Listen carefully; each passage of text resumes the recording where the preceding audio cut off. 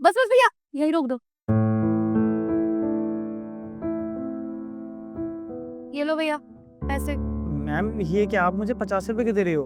बात तो 100 रुपए की हुई थी ना। क्या हुआ, 50 रुपए की बात हुई थी ना, तो 50 रुपए ही तो दूंगी। लेकिन मैडम आपने जो जगह बताई थी, आप मेरे को उससे भी आगे लेके आई हो, और मैं कितना घूम फिर के आया हूँ। यहाँ आगे तो 150 रुपए बनते हैं। 150 रुपए? अरे तेरा दिमाग खराब हो गया है क्या? थोड़ा सा ही तो आगे लेके आई हूँ, यहाँ तक कि तुझे 150 रुपए दे दूं। और ये पकड़ 50 रुपए और जा यहाँ से, वरना अभी बता दूंगी तुझे। मैम ये क्या बोल रही हो आप पूरे 5 किलोमीटर आगे लेके आई हो मुझे, और यहाँ तक है ना 150 ही बनते हैं। कम से कम मैडम थोड़ा सा आगे तो मत बोलो। तू 2 कौड़ी के रिक्शे वाले मुझे पागल बनाने की कोशिश कर रहा है। अरे मैं नई नहीं हूँ यहाँ पे, मेरा रोज का आना जाना है, और मैं ना तुझे 50 रुपए से 1 रुपए ज्यादा नहीं दूंगी। देखिए मैडम, ये आप मेरे साथ बहुत गलत कर रही हो। गरीब के पैसे मत मारो। अच्छा, गलत मैं नहीं कर रही हूँ, गलत तो तू कर रहा है जो हराम के पैसे लेने की कोशिश कर रहा है। ये पकड़ पैसे और जा यहाँ से, वरना अभी पुलिस को बुलाऊंगी और उन्हें बोलूंगी कि तू ना मुझे छेड़ रहा है, और फिर तुझे डंडे पड़ेंगे ना तब अकल आएगी। देखिए मैडम, ये आप बिल्कुल सही नहीं कर रही हो मेरे साथ। बेकारी कहीं के, तू ऐसे नहीं मानेगा। रुक, अभी पुलिस को बुलाती हूँ, जब तेरी अकल ठिकाने आएगी। और ये जो 50 है ना, ये भी नहीं दूंगी मैं तुझे। नहीं नहीं मैडम, आप प्लीज़ पुलिस को मत बुलाइए। आप मुझे 50 रुपये दे दो, मैं 50 ही ले लूँगा। आ गई ना अकल ठिकाने। मैं ना तुम जैसे लोगों को बहुत अच्छे से जानती हूँ, पैसे लूटने की कोशिश करते हैं, पुलिस का नाम सुनते ही आ गई अकल ठिकाने। बेवकूफ।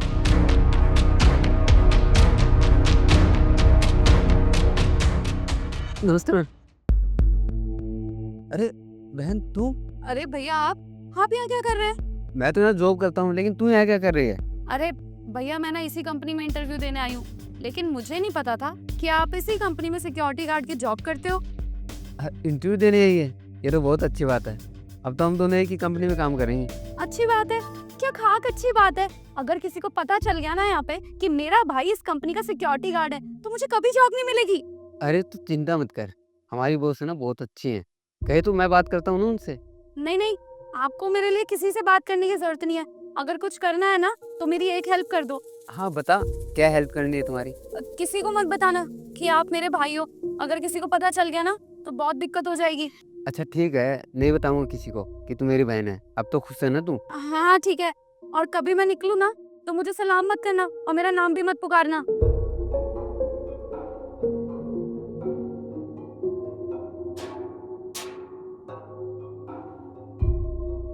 मिस साक्षी, क्वालिफिकेशंस तो आपकी काफ़ी अच्छी हैं, थैंक यू मैम। पर मैं आपसे कुछ पर्सनल सवाल पूछना चाहती हूँ। जी मैम, पूछिए। पहले तो आप मुझे अपनी फैमिली के बारे में बताइए, कौन-कौन है आपकी फैमिली में? मैम, मेरी फैमिली में ना मेरी मदर है जो गांव में रहती है, और मेरे फादर इस दुनिया में है नहीं। ओह, आई एम सॉरी। और कोई भाई-बहन? मेरे भाई भी हैं। अच्छा, तो वो क्या करते हैं? मैम, वो एक एमएनसी कंपनी में मैनेजर की पोस्ट पे काम करते हैं। ओह, वेरी नाइस। तो जैसे कि आपने मुझे बताया कि आपके फादर नहीं हैं, तो आपकी क्वालिफिकेशन ये सब कैसे किया आपने? मैम, मेरे फादर के जाने के बाद मेरे बड़े भैया ने ही घर मैनेज किया। सारी चीज़ें वही मैनेज करते थे। मेरे स्कूल की फीस, कॉलेज की फीस, सब कुछ उन्होंने ही किया है। ओह, इम्प्रेसिव। फिर तो आपको अपने भाई पे बहुत नाज होगा ना?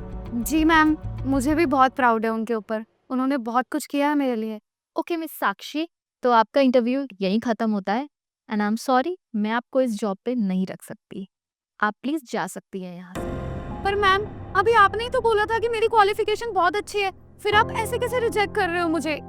देखो साक्षी, आपको रिजेक्ट आपकी क्वालिफिकेशन के लिए नहीं किया जा रहा है। आपको रिजेक्ट तो इसलिए किया जा रहा है क्योंकि कमी तो आपकी सोच में है। मैम, आप क्या कहना चाहती हैं? मुझे कुछ समझ नहीं आ रहा है। अभी कुछ देर पहले आप ही कह रही थी कि आपको बहुत प्राउड फील होता है अपने भाई पे, क्योंकि उसने आपके लिए बहुत कुछ किया है। अभी कुछ देर पहले आप अपने भाई से इतनी बदतमीजी से बात कर रही थी नीचे, और आप क्या सोचती हैं कि मुझे कुछ नहीं पता चलेगा?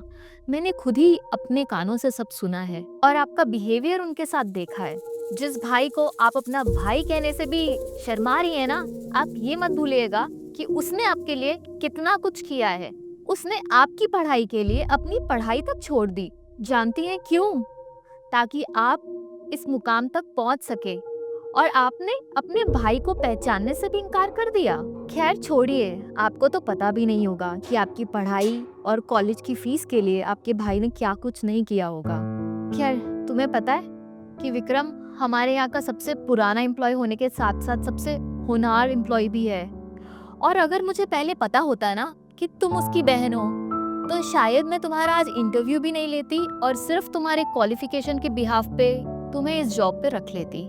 लेकिन जब मैंने तुम्हें देखा कि तुम अपने भाई के साथ इतना बुरा बिहेव कर रही हो तो मुझे बिल्कुल भी अच्छा नहीं लगा। और तुम ये सोचो कि तुम्हारे फादर भी नहीं है और तुम्हारे सपोर्ट के लिए तो तुम्हारा भाई हमेशा था, लेकिन उसके सपोर्ट के लिए तो कोई भी नहीं है। तो तुम ये सोचो कि उस पे क्या बीती होगी, उसने किस मजबूरी में आके सिक्योरिटी गार्ड की नौकरी करी होगी।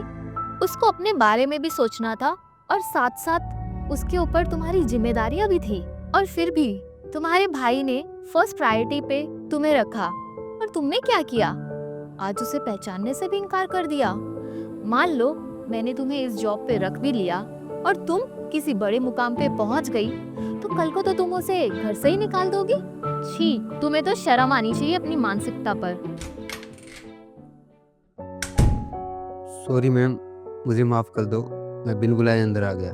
वो मैं ना बाहर से आपकी बातें सुन रहा था। ये मेरी छोटी बहन है, ये यहाँ इंटरव्यू देने आई है। जाने अनजाने में इससे गलती हो गई मैम, आप इसे माफ़ कर दीजिए और जॉब पे रख लीजिए। मैं आपके सामने हाथ जोड़ता हूँ। सुन रही हो, जिस भाई को तुम भाई मानने से मना करती हो, लोगों के सामने तुम्हें शर्म आती है उसके साथ खड़े होते हुए और उसको पहचानने से भी इनकार करती हो, आज तुम्हारे लिए वो मेरे सामने तुम्हारी जॉब के लिए हाथ जोड़ के खड़ा है। एक काम करना, कल से तुम जॉब पे आ जाना, पर एक बात याद रखना, ये जॉब सिर्फ और सिर्फ तुम्हारी भाई की वजह से तुम्हें मिल रही है। और हाँ, हमेशा याद रखना कि कभी किसी को उसके कपड़े से या उसके काम से जज मत करना। और हाँ, तुम्हें कभी भी शर्मिंदगी नहीं होनी चाहिए इस चीज़ की कि जिस कंपनी में तुम काम कर रही हो उसी कंपनी में तुम्हारा भाई एक सिक्योरिटी गार्ड की जॉब करता है। और हमेशा याद रखना कि ये तुम्हारा बड़ा भाई है, इसकी इज्जत करना तुम्हारा फर्ज है। अंडरस्टैंड? मैम, आप ठीक कह रही हैं। आज आपने मुझे बहुत बड़ी सीख दी है और मुझे माफ़ कर दीजिए, मैंने अपने भाई के साथ इतना बुरा बिहेव किया। और भैया, आप भी मुझे माफ़ कर दीजिए, मैंने आपको क्या कुछ नहीं बोला अभी थोड़ी देर पहले। भैया, मुझे समझना चाहिए था कि आज मैं जो कुछ भी हूँ आपकी मेहनत की वजह से हूँ। आपने कितनी मेहनत की है, कौन कौन सा काम किया ताकि घर चल सके, मैं पढ़ सकूँ, और मैंने आपके साथ कितना गंदा सलूक किया। भैया प्लीज़ मुझे माफ़ कर दीजिए, मैं आगे से कभी ऐसा नहीं करूँगी। You may go now. Thank you. जी मैम। विक्रम जी, अब आप भी जा सकते हैं। ठीक है मैडम, आपका बहुत बहुत शुक्रिया, आपने मेरी बहन को जॉब दी। हाय गाइस, उम्मीद करता हूँ आपको वीडियो पसंद आई होगी। और हम ये नहीं कहते हैं कि हमारी वीडियो जो है वो 100% एक क्या कहते हैं रियलिस्टिक कंटेंट है। नहीं, इसमें ड्रामा भी है ताकि आप लोग थोड़ा एंगेज हो सके, आपको थोड़ा क्या नाम है, आप कनेक्ट कर सकें, क्योंकि ड्रामा बहुत ज़रूरी होता है। और जब तक ड्रामेटाइज ना की जाए चीज़ें तो उस चीज़ों में ज़्यादा इंटरेस्ट नहीं आता है। और बाकी हमारी कोशिश यही रहती है कि हमारे जो वीडियो का मैसेज है वो प्योर रहना चाहिए, वो आप लोगों तक पहुंचना बहुत ज़रूरी है।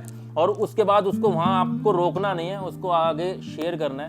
कम से कम एक व्यक्ति तक तो आप ज़रूर शेयर करें। और सबसे बड़े दुख की बात यह है कि आप लोग अभी भी हमारे पेज और चैनल के साथ में नहीं जुड़े हैं। तो अगर नहीं जुड़े हैं तो जुड़ जाइए यार। और हम दिल्ली में बैठ के इस वीडियो को बना रहे हैं, आप कहाँ बैठ के इस वीडियो को देख रहे हैं, ज़रूर कमेंट्स में बताना और अपना फीडबैक ज़रूर देना। मिलते हैं, bye bye, take care, love you all, bye.